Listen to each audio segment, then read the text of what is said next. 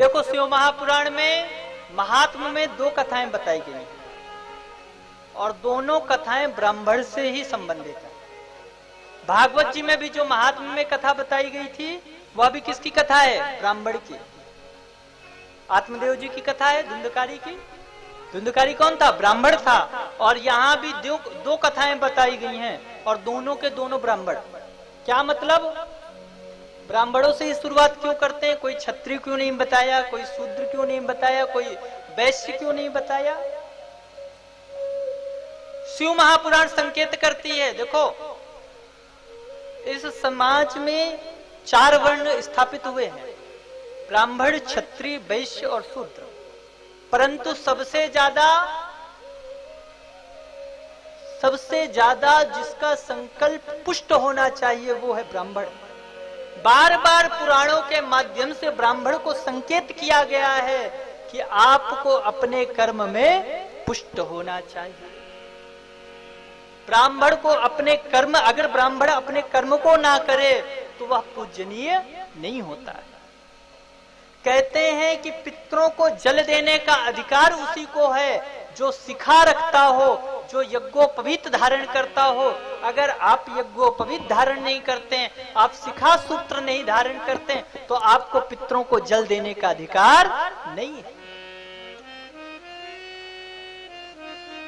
ब्राह्मण ही नहीं, 3 वर्णों को यज्ञोपवीत धारण करने का अधिकार दिया गया है। ब्राह्मण, क्षत्रिय और वैश्य तीनों को यज्ञोपवीत धारण करना चाहिए और शिखा धारण करना चाहिए।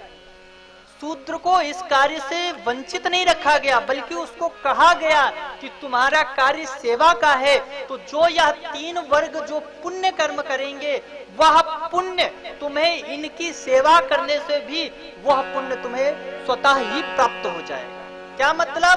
बोले ब्राह्मण को जो पुण्य 1,00,000 माला जप करने से प्राप्त होता है वह क्षत्रिय को 1000 माला जप करने से प्राप्त हो जाता है, और जो क्षत्रिय को 1000 माला जप करने से प्राप्त होता है वह वैश्य को 100 माला जप करने से प्राप्त हो जाता है।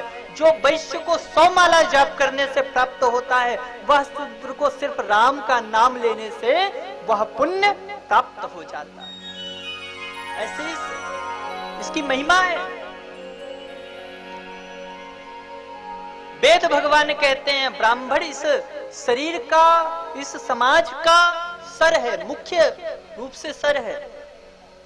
विचार करो, अगर पैर काट दिए जाए तो व्यक्ति जीवित रह सकता है, हाथ कट जाए तब भी व्यक्ति जीवित रह सकता है, पर अगर मस्तक या माइंड खत्म हो जाए तो व्यक्ति डेड घोषित हो जाता है। तो क्या मतलब? बोले बार बार सावधान किया गया है कि ब्राह्मण को सबसे ज्यादा सावधान होना चाहिए। क्यों? क्योंकि जिस जगह से, जिस समय से, जिस स्थान से ब्राह्मण अपने पथ से भ्रष्ट हो गया, पथ भ्रष्ट हो गया, वो वहां पर समाज का कल्याण कभी नहीं हो सकता। इसलिए ब्राह्मण का उत्तरदायित्व तो सबसे ज्यादा है कि वह अपने कर्म को भली पूर्वक करे। यहां भी कथा आती है, देवराज इति ख्यातो। देवराज नाम का ब्राह्मण था और वह नगर में निवास करता था। नामधारी ब्राह्मण कहा गया है उसे। बोले वो नाम का ब्राह्मण है, उसमें कोई भी सत्कर्म नहीं है। देवराज ब्राह्मण कोई भी सत्कर्म नहीं करता है।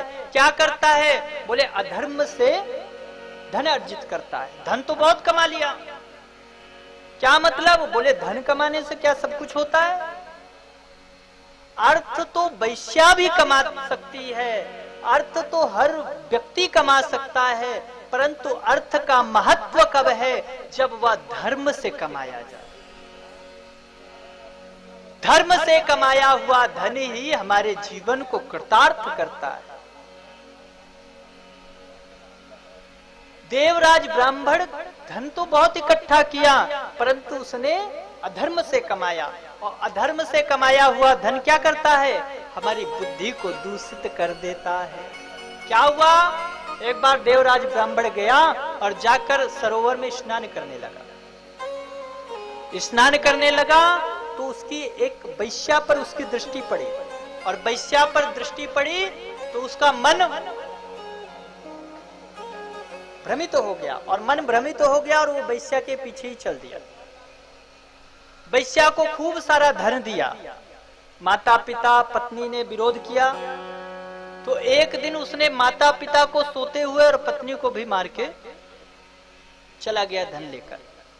उस वैश्या के साथ ही रहने लगा, उसके साथ भोजन करने लगा, उसी के साथ रमण करने लगा। कथा आती है उस वैश्या के साथ रहते रहते वह ब्राह्मण भी और अत्यंत दूषित हो गया।